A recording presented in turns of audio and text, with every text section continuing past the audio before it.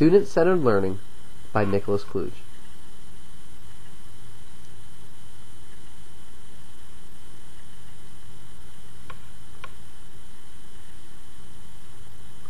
What is student-centered learning?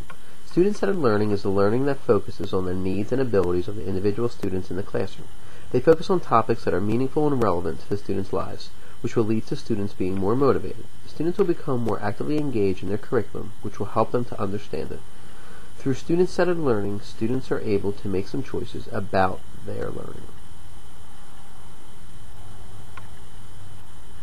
Student-centered learning is either working in groups, with portfolios, or with laptops, whereas the teacher-centered classroom is where you will find the teacher leading the classroom at the front of the room, teaching a lesson, asking questions, or directing the completion of some sort of worksheet or activity.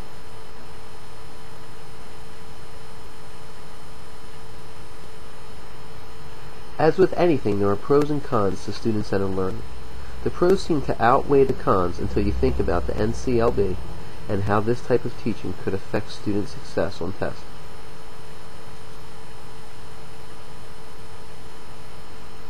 Here are some examples of objectives that you might see in a teacher-centered classroom.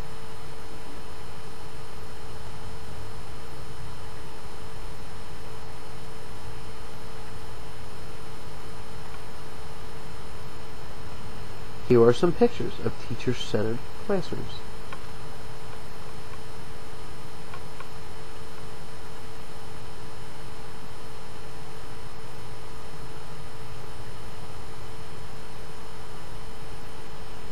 Here are some examples of objectives that you might see in a student-centered classroom.